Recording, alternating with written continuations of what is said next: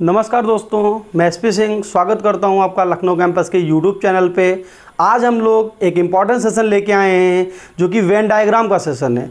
आप इस वीडियो को देख रहे हैं, इस डायग्राम को देख रहे हैं तो आपको एक बात समझ में आती है, कोई भी एग्ज़ाम हो यहाँ जो क्वेश्चन ज़रूर बन रहा है और ये क्वेश्चन मैक्सिमम लोगों का गलत भी हो रहा है। कॉन्सेप्ट उन्हें नहीं आ रहा है और वो करने की कोशिश भी कर रहे हैं, लेकिन चीज़ें कहीं ना कहीं उनकी गलत हो जा रही हैं। आपका कॉन्सेप्ट आपको समझ में आ जाए, आप इन चीज़ों को अच्छे से करना सीख जाएं, कहीं पर गलती खत्म हो जाए, गलती ना करें। तो इस कॉन्सेप्ट को सीखने के लिए आप वीडियो के एंड तक बने रहिए, वीडियो को पूरा देखिए, जिससे कि आपको ये कॉन्सेप्ट बहुत अच्छे से और बहुत बेहतर तरीके से समझ में आ जाए। चलिए आइए हम डिस्कस करना स्टार्ट करते हैं। हमने क्या लिया, एक डेटा लिया, और डेटा किसका लिया, कुछ छात्र हैं जो कि मैथ्स पढ़ते हैं, रीजनिंग पढ़ते हैं और जीएस पढ़ते हैं। हमने क्लास का डेटा कलेक्ट किया और उनके पढ़ने की योग्यता के अनुसार उनको विभाजित किया। अब देखिए क्वेश्चन आपसे कैसे पूछा जा सकता है। सबसे पहला क्वेश्चन आपसे पूछा जा सकता है, ऐसे कितने छात्र हैं जो मैथ्स पढ़ते हैं। आपसे क्वेश्चन पूछा गया, ऐसे कितने छात्र हैं जो मैथ्स पढ़ते हैं।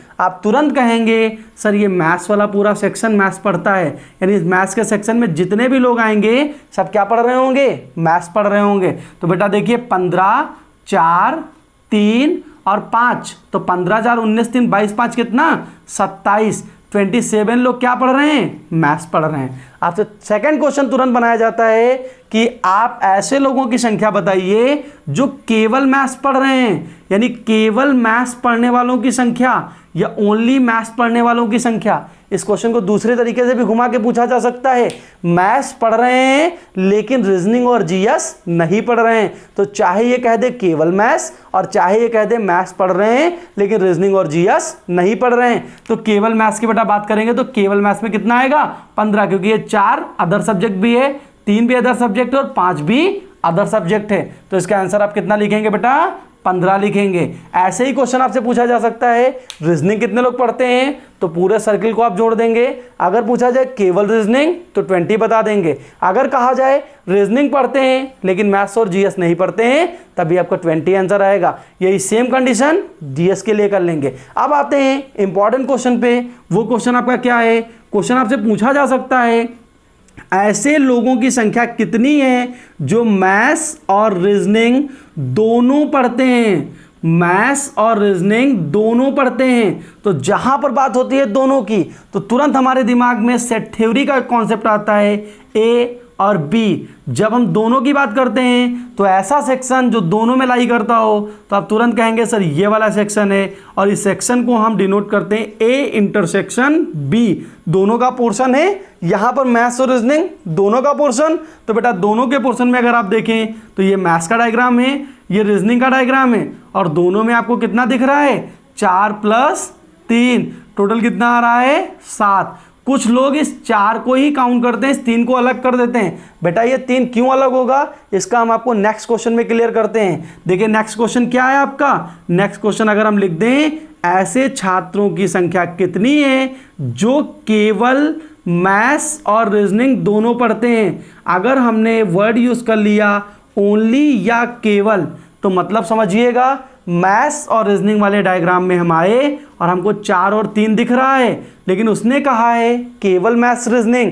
मीन्स आप देखिए ये 3 जीएस के साथ भी लाई कर रहा है, और मैथ्स और रीजनिंग की बात है तो जीएस वाला नहीं लिया जाएगा। तो अब आंसर कितना आएगा बेटा आपका, 4 आएगा। तो 7 और 4 आई थिंक आप समझ गए होंगे। अगर आप नहीं समझ पाए तो वीडियो को फिर से प्लेबैक करके देखिएगा, आपको ये वाला तरीका समझ में आ जाएगा। क्वेश्चन ऐसे भी पूछा जा सकता है, मैथ्स और रीजनिंग दोनों पढ़ते हैं लेकिन जीएस नहीं पढ़ते हैं, वो आपका केवल वाले क्वेश्चन में ही कॉपी हो जाएगा।